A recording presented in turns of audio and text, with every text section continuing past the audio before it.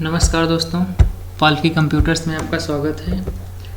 आज मैं आपके लिए लेकर आया हूँ HTML के कुछ आगे के टॉपिक्स। पिछली वीडियो में हमने पढ़ा था कि HTML क्या होता है, HTML के कितने वर्जन्स हैं, कब स्टार्ट हुआ, HTML का स्ट्रक्चर और एलिमेंट तक हो गया था। अब आगे हम देखते हैं टैग्स में जैसे पहले देख लेते हैं फॉर्मेटिंग टैग्स।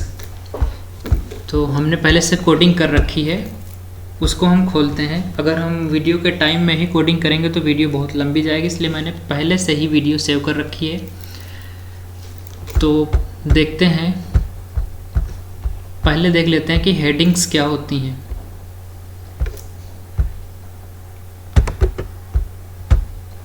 आज हम सारी कोडिंग नोटपैड प्लस प्लस पे करेंगे। पिछली कोडिंग है जो हमने नॉर्मली नोटपैड पे सेव की थी, इस बार की कोडिंग हम नोटपैड प्लस प्लस पे करेंगे। तो जैसा कि आप सभी जानते हैं कि HTML स्ट्रक्चर के दो पार्ट होते हैं। पहला पार्ट होता है हेडर और दूसरा बॉडी। तो ये सबसे पहले HTML होता है, इसके पहले ही हम लगा लेते हैं डॉक टाइप HTML। मैं जैसा कि पहले बता चुका हूँ कि इसमें स्मॉल या कैपिटल लेटर से कोई फ़र्क नहीं पड़ता है, मतलब HTML केस सेंसिटिव नहीं होती है। तो सबसे पहले देख लेते हैं, सबसे शुरुआत में पहली लाइन इस कोडिंग में लिखी है डॉक टाइप HTML, जो कि दिखाता है कि HTML5 यूज़ किया जा रहा है। उसके बाद सेकेंड लाइन है HTML, जो कि बता रहा है कि जो हम पेज जो बना रहे हैं HTML डॉक्यूमेंट, वो HTML लैंग्वेज में लिखा गया है। उसके आगे हेड है, टाइटल स्टार्ट हुआ है, इसके बारे में मैं इसके पिछली वाली वीडियो में बता चुका हूँ। तो यहाँ पे हमने टाइटल डाल रखा है माई वेब पेज, और टाइटल को क्लोज कर दिया है, और उसके बाद हेडिंग टैग क्लोज हुई है। उसके बाद दूसरा HTML जो हमारा वेब पेज होता है उसका दूसरा पार्ट स्टार्ट होता है, जो कि बॉडी है। अब बॉडी में हमने सबसे पहली लाइन लिख रखी है H1 मतलब हेडिंग 1, उसमें है welcome in the world of HTML, और H1 को क्लोज कर दिया है। उसके बाद H2 है, H2 में भी सेम थिंग है, welcome in the world of HTML, और H2 को क्लोज कर दिया है। ऐसे ही H3, H4, H5, H6। तो सबसे बड़ी बात यह है कि क्वेश्चन आता है HTML में हेडिंग्स कितने हो सकते हैं, 5, 6, 7, 8। तो जो ऑप्शनल क्वेश्चन होता है, तो जो HTML में हेडिंग्स होती हैं वो 6 होती हैं, H1 से H6 तक। अगर हम H7 यूज करेंगे, जैसा कि मैंने इस कोडिंग में H7 भी यूज किया और उसके बाद पैराग्राफ यूज किया है, तो H1 से H6 तक हेडिंग रहेंगी। अगर हम H7 यूज कर लें तो वो नॉर्मली पैराग्राफ बन जाएगा, और पैराग्राफ बनाने के लिए नॉर्मली टैग स्टार्ट करना है और P लिखना है, टैग बंद, और जो हमें पैराग्राफ में लिखना है वो पूरा मैटर लिखकर पैराग्राफ को स्लैश से बंद कर देंगे। नॉर्मली ये पैराग्राफ बन जाएगा। और अगर हम दूसरा पैराग्राफ यहाँ पे लेते हैं तो वो अपने आप जहाँ पे था वो लाइन ब्रेक करके नई लाइन में आ जाएगा। बस यही यूज़ होता है पैराग्राफ का। तो चलिए इसका हम आउटपुट देख लेते हैं।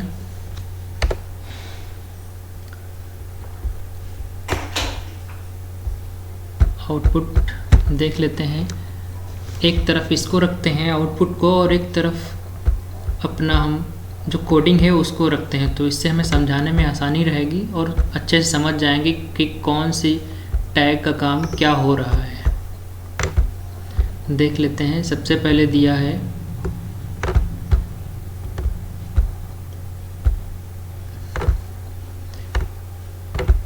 डॉक टाइप HTML, तो उसका मैं काम पहले बता चुका हूँ। यहाँ पे बॉडी से स्टार्ट करते हैं समझना, क्योंकि हेड और टाइटल सेम वैसे ही रहेंगे जैसा कि मैंने पिछली वीडियो में बताया था। अब यहाँ पे बॉडी में मैंने H1 स्टार्ट किया है, और इस H1 स्टार्टिंग और क्लोजिंग के बीच में जो लिखा है वो हमारे विजुअल कंटेंट है हमारे वेब पेज का।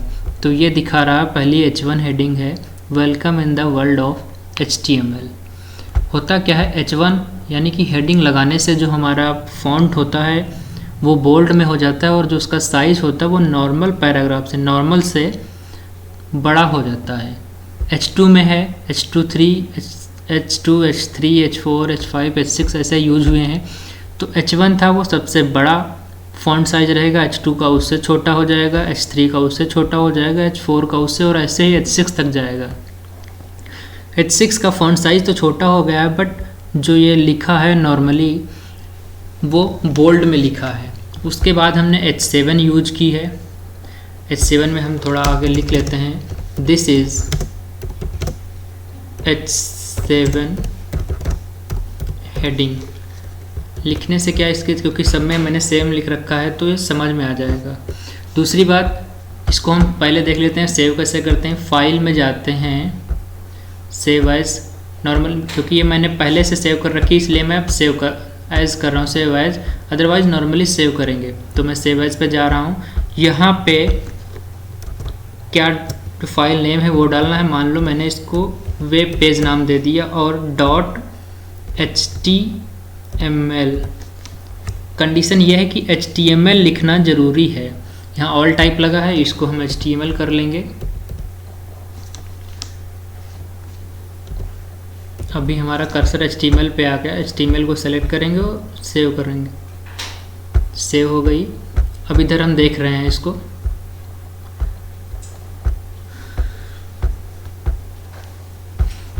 ये जो हमने पहले सेव कर रखी थी वो फाइल माई वेब पेज थी, तो ये अब इसमें एडिटिंग नहीं होगी, इसलिए मैं इसको जो मैंने वेब पेज नाम से सेव की उस फाइल को खोल लेता हूँ।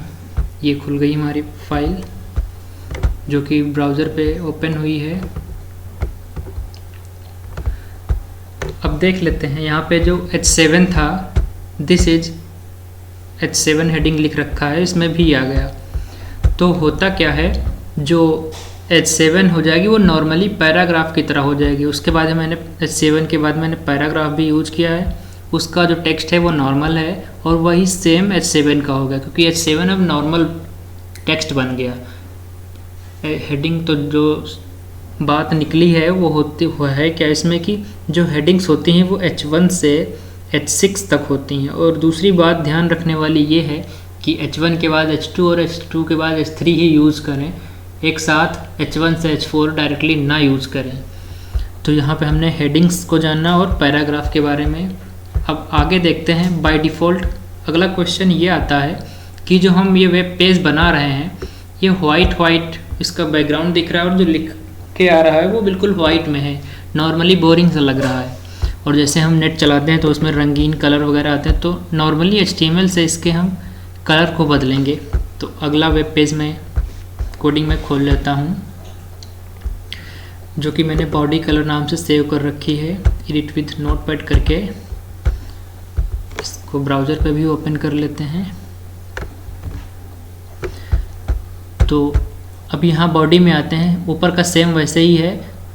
अब यहाँ पे हमने डॉक टाइप HTML नहीं लगाया, तो ये ज़रूरी नहीं है। अगर HTML5 होगा तो वो लगाना ज़रूरी है। नॉर्मली हमने HTML से स्टार्ट किया है। बॉडी में देखते हैं, बॉडी अगर कलर बदलना है तो उसको लिखना है BG कलर। BG मतलब background. BG colour equal inverted comma में हमने रेड रखा है, स्पेस। अभी हम सिर्फ BG कलर को ही देख रहे हैं यहाँ पे।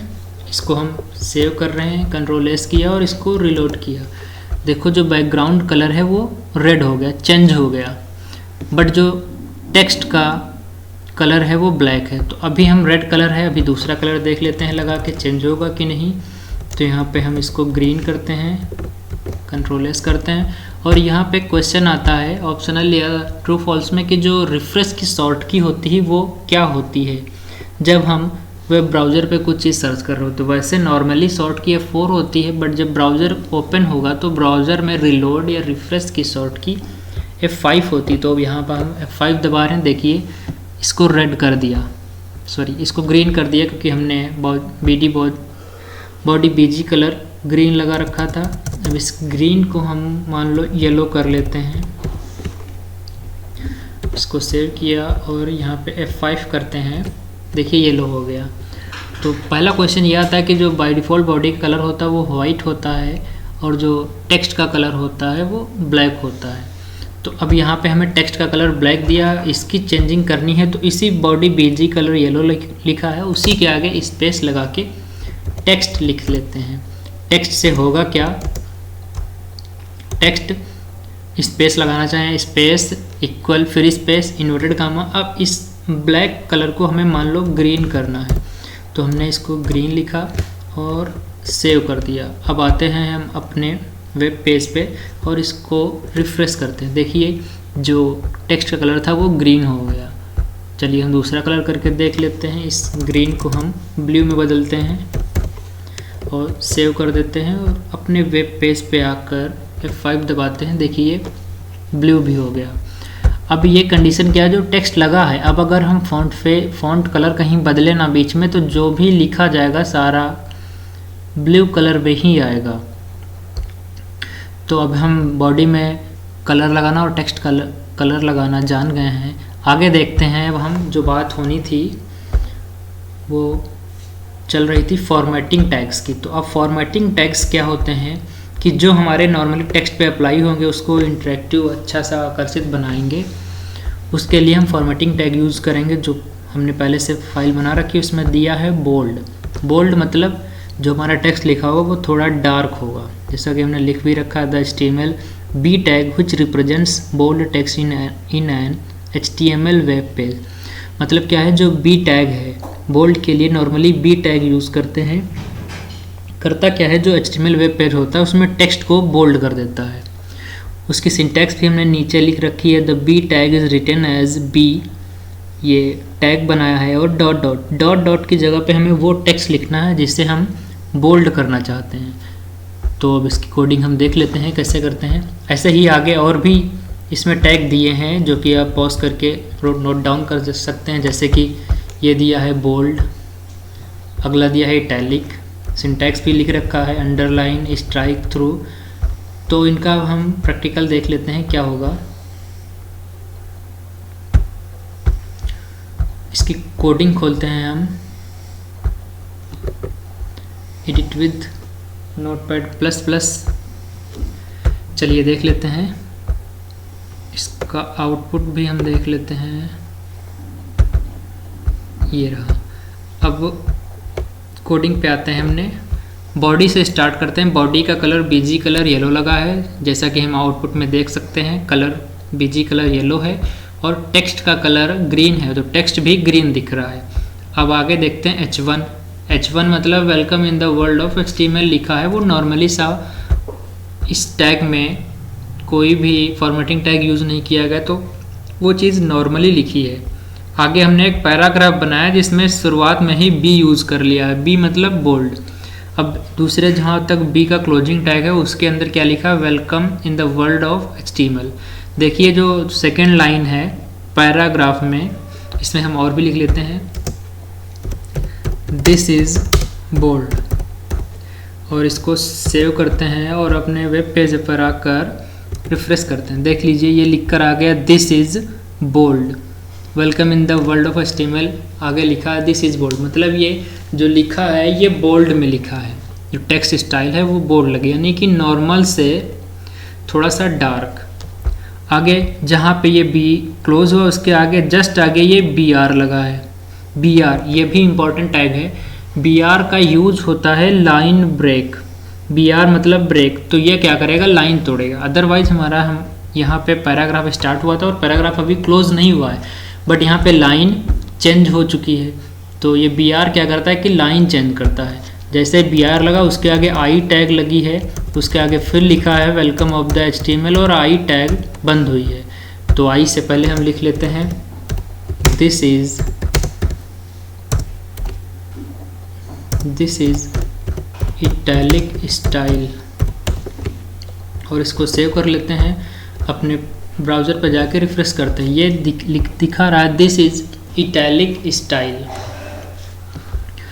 फिर आई क्लोज हुआ, उसके बाद फिर से BR यूज हुआ। BR मतलब नई लाइन, उसके बाद U स्टार्ट हुआ। U मतलब अंडरलाइन। अंडरलाइन के लिए U टैग यूज़ करते हैं और सिंपली जो लिखना है वो लिख कर फिर से उसको क्लोज कर देते हैं, यानी कि U टैग को बंद कर रखा है। जैसा कि हम दिखा भी रहे हैं, इस U टैग पे स्लैश लगा है।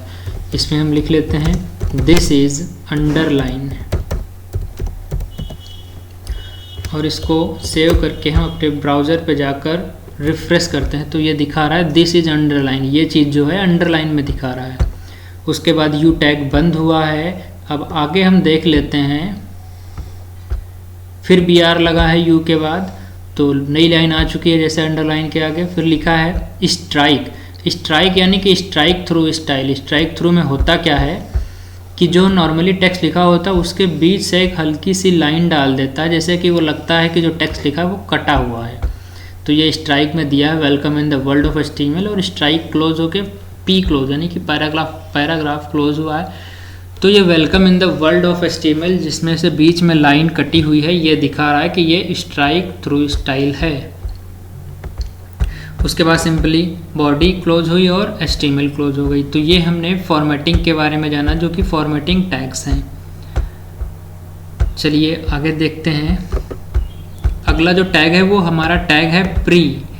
प्री मतलब कुछ प्री टैग जहाँ पर हम यूज करेंगे।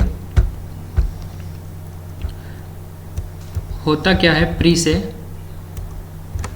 The pre tag defines pre formatted text in a pre element is displayed in a fixed with font usually courier edit preserve both spaces and line breaks. ये करता क्या है हम देख लेते हैं। हमने एक प्री का पहले से बना रखा है, तो इस प्री को एडिट विद नोटपैड++ करेंगे। इसकी कोडिंग ये रखी है, जैसे कि इसको हम आउटपुट भी खोल लेते हैं। तो देखते हैं नॉर्मली ऊपर टैग यूज हुए हैं B और I, जो कि मैं पहले बता चुका हूँ। यहाँ से हम देखते हैं इस प्री का यूज। हमने यहाँ पे प्री लिखा और लिखने लगे जो भी लिखना है, पूरा डेटा लिखा है मैटर लिखकर, और यहाँ लास्ट में ये वाला प्री बंद हुआ है।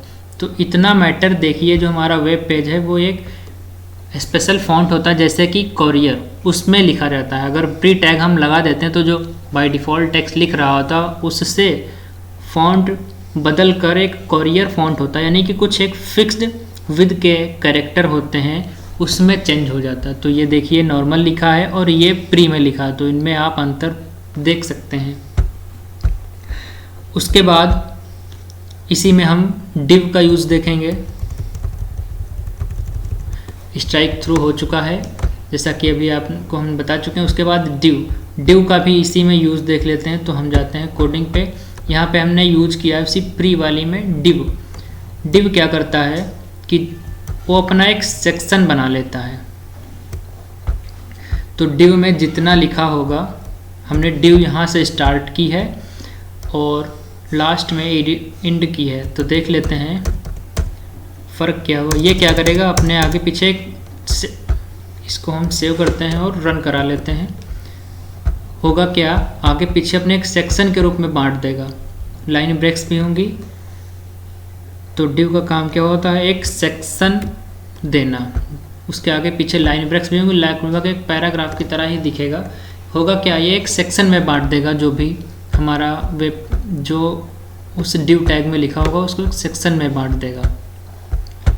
आगे देखते हैं इसमें और कौन सी टैग है। डिव हो गई। हेडिंग टैग्स मैं पहले बता चुका हूँ, H1 से H6 तक होती हैं। उसके बाद पैराग्राफ एलिमेंट, पैराग्राफ भी बता चुका हूँ। प्री टैग भी बता दिया है। लाइन ब्रेक वो भी बता चुका हूँ। ड्राइंग लाइन अभी देख लेते हैं। और दिया है सब स्क्रिप्ट एलिमेंट और सुपर स्क्रिप्ट एलिमेंट। तो देख लेते हैं सब स्क्रिप्ट एलिमेंट और सुपर स्क्रिप्ट एलिमेंट में क्या है। सबसे पहले नोटपैड पे जाते हैं। नोटपैड++ एक नया ही वेब पेज बना लेते हैं। मान लो इस बॉडी कलर वाले को हम खोलते हैं। Open edit with notepad++. तो इतना हम BG कलर लगा वो भी रहने देते हैं, टेक्स्ट लगा वो भी रहने देते हैं, H1 लगा और P लगा है। तो दिस इज टेस्टिंग। इस ये पैराग्राफ यूज हुआ। अब इसमें हम सबस्क्रिप्ट यूज़ करेंगे। यहाँ पे हम BR यूज़ कर लेते हैं। ये क्या करेगा, लाइन ब्रेक कर देगा। अब उसके बाद यूज़ कर लेते हैं हम this is formula of water. Example लिख लेते हैं H। अब होता क्या है, H2O में 2 नीचे लिखा होता है, यानी कि सफिक्स उसको नहीं बोल सकते, बट जो H2O में 2 होता है वो लाइन के नीचे लिखा होता है। तो उस नीचे लिखने के लिए यहाँ पे हम सब स्क्रिप्ट यूज़ करेंगे। तो सब स्क्रिप्ट यूज़ करने के लिए नॉर्मली सिंपल सा टैग है सब और जो लिखना है लाइन के नीचे उसको वो लिख लेंगे। उसके बाद फिर से सब बंद कर देंगे, यानी कि स्लैश लगा के सब बंद कर देंगे। और अब नॉर्मली फिर से नॉर्मल लिखने लगेगा। अब हम जो लिखना है उसको लिख लेते हैं और इस फाइल को हम सेव करते हैं और इसको अपने ब्राउज़र पे खोलते हैं। ये देखिए जैसा कि लिखा है, this is formula of water, H normal लिखा और 2 बेस में आ गया, नीचे आ गया है, और फिर ओ फिर ऊपर चला गया है। ऐसे ही इसको बोलते हैं सब स्क्रिप्ट। ऐसे ही हम सुपर स्क्रिप्ट का भी यूज़ देख लेते हैं। यहीं पे हम BR कर देंगे। ये क्या करेगा, नई लाइन ब्रेक कर देगा, नई लाइन दे देगा हमें। और अब यहाँ पे हम यूज़ कर लेते हैं, जैसे मैथ्स में लिखा जाता है 10 की पावर 5, तो जैसे हमें 10 लिख लिया और पावर में 5 लिखना है, यानी कि ऊपर लिखना है, तो ऊपर वाले को सुपर स्क्रिप्ट बोलते हैं। उसके लिए हमें नॉर्मली टैग लगाना है SUP सुप, और जो लिखना है ऊपर वो लिख लेते हैं और फिर उस टैग को बंद कर देते हैं। फिर इस फाइल को हम सेव करके ब्राउज़र पे फिर से देखते हैं, इसको रिफ्रेश करेंगे। F5 पे ये दिखा रहा है 10 की पावर 5, तो इसको बोलते हैं सुपर स्क्रिप्ट। जैसा कि हम इस फाइल्स में देख लेते हैं क्या हुआ था। Subscript the sub tag define subscript text appears half a character below the normal line. Normal line के नीचे जो दिखता है उसको सब स्क्रिप्ट बोलते हैं। जैसे कि सब script can be used for chemical formulas like H2O जैसे केमिकल फार्मूले में लिखे जाते हैं NH3 वगैरह, उसको लिखने के लिए हम सब स्क्रिप्ट यूज़ कर सकते हैं। आगे दिया है super script. Super script element क्या होते हैं, the SUP tag define super script text. होता क्या है, super script text appears half a character above the normal line. Normal line के ऊपर जो कैरेक्टर का साइज होता है उसके आधे साइज में नॉर्मल लाइन के ऊपर लिखा होता है। Super script can be use in maths like 10 की पावर 5, 10 की पावर 6, ऐसे मैथ्स वगैरह में यूज किया जा सकता है। उसके बाद है बिग एलिमेंट और स्मॉल एलिमेंट, इसको भी देख लेते हैं। हम नया पैराग्राफ ले लेते हैं P, और ये जो लिखा था वेलकम टू HTML, इसको हम पेस्ट कर लेंगे। ये नॉर्मल पैराग्राफ है और इसी में अब हम यूज कर लेते हैं बिग, और यहाँ पे फिर से वही पेस्ट कर लेते हैं welcome in the world of HTML, और बिग को हम क्लोज कर लेते हैं। उसके बाद फिर से नॉर्मल लिख लेते हैं, तो जो बिग में लिखा है वो नॉर्मल से बड़ा लिख कर आएगा। बिग बंद हो गया, फिर से नॉर्मल पैराग्राफ, और फिर यहाँ पर हम यूज़ कर लेंगे स्मॉल, ये भी एक टैग है। और फिर welcome in the world of HTML, और स्मॉल को भी हम क्लोज कर देंगे और क्लोजिंग टैग स्लैश लगा लेते हैं, और यहीं पे हम अपना पैराग्राफ क्लोज कर देते हैं। क्लोजिंग टैग लगा के इसको सेव कर देते हैं और अपने ब्राउज़र पर आकर रिफ्रेश करते हैं। अब इसमें हम देख लेते हैं पहले इसका मतलब क्या था। Big element, the HTML big tag makes the text font size 1 size bigger. कहने का मतलब है जो फॉन्ट साइज नॉर्मल होता है उससे एक साइज बड़ा, जो हम टेक्स्ट लिखेंगे वो नॉर्मल से एक साइज बड़े साइज में टेक्स्ट लिख कर आएगा। और स्मॉल से क्या होता है, the HTML small tag makes the text font size 1 size smaller, यानी कि जो नॉर्मल होता है उससे एक कम साइज में लिख कर आएगा, यानी कि जो नॉर्मल से कम में लिख कर आएगा तो स्मॉल यूज़ करने से, और अगर कैपिटल में आ रहा है यानी कि नॉर्मल से बड़े में तो बिग यूज करेंगे। अब इसका हम आउटपुट देख लेते हैं welcome to the world of HTML, ये नॉर्मल सा लिखा है। उसके बाद welcome to the world of HTML, ये थोड़ा सा कैपिटल हुआ है। Welcome in the world of HTML फिर नॉर्मल है, और उसके बाद welcome in the world of HTML फिर से स्मॉल हुआ।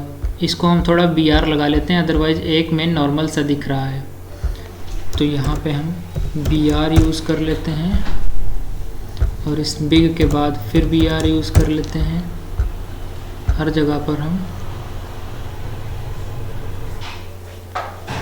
BR यूज़ कर रहे हैं, यानी कि लाइन ब्रेक हो जाए, थोड़ा सही से दिखने लगे।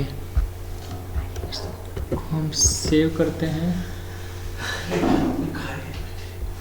और रन करा लेते हैं। इसको 5 से रिफ्रेश करेंगे। देखिए ये नॉर्मल टेक्स्ट है और ये थर्ड लाइन नॉर्मल टेक्स्ट है। जो ये वेलकम इन द, जहाँ पे मेरा कर्सर है, welcome in the world of HTML, ये नॉर्मल है। उसके आगे जस्ट आगे थोड़ा सा साइज बिगर दिखा रहा है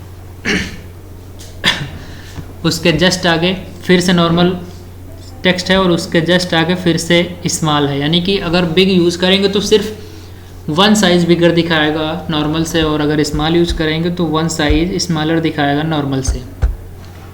इसके आगे एक और टैग है, वो भी हम देख लेते हैं। नया टैग हम यूज़ करेंगे। यहाँ पे हम नया पैराग्राफ बना लेते हैं और इसमें यूज़ कर लेते हैं सिंपल टैग TT। ये क्या होता है? टेली टाइप, इसको बोलते हैं टेली टाइप फॉन्ट। और अगर हम फिर से वही लिख लेते हैं welcome in the world of HTML और TT को क्लोज करके हम सेव करते हैं। तो पहले देख लेते हैं TT का मतलब क्या है। तो टेली टाइप फॉन्ट बोलते हैं इसको। The HTML TT tag produce an inline element displayed in the browsers default monotype font, यानी कि जो नॉर्मल है उससे कुछ अलग दिखेगा। देख लेते हैं क्या होगा। ये हमारा वेब पेज खुला है, इसको हम रिफ्रेश कर लेते हैं। देखिए ये हमारा नॉर्मल टेक्स्ट है और ये वाली जो लास्ट लाइन है वो TT में यूज की गई, यानी कि टेली टाइप फॉन्ट यूज़ किया गया है। तो ये नॉर्मल से कुछ अलग दिख कर आया है। उसके बाद एक और टैग दी है इसमें कमेंट्स। अब इसको देख लेते हैं इस कमेंट में क्या है। मान लो यहाँ पे हमने TT यूज़ किया था और यहाँ पे हम एक कमेंट्स लगा लें। कमेंट लगानी कैसी है? सिंपल सा टैग स्टार्ट करना और डबल डैश लगाना है।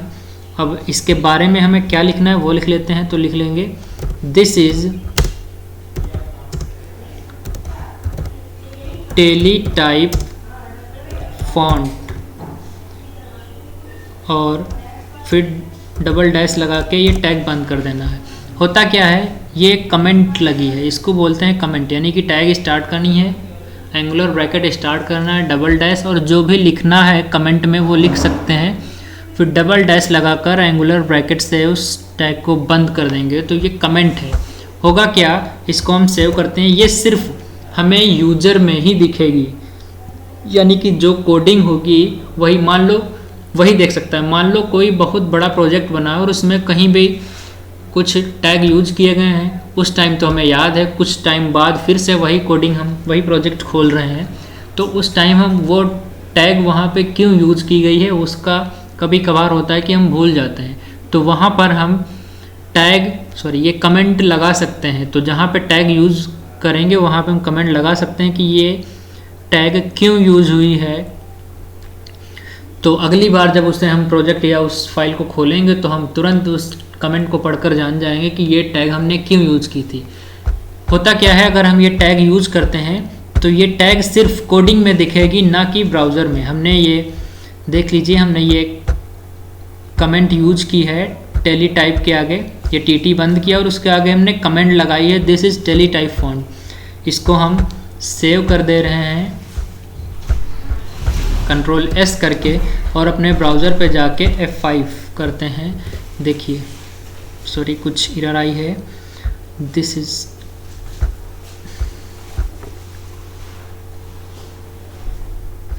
सॉरी एक निशान छूट गया।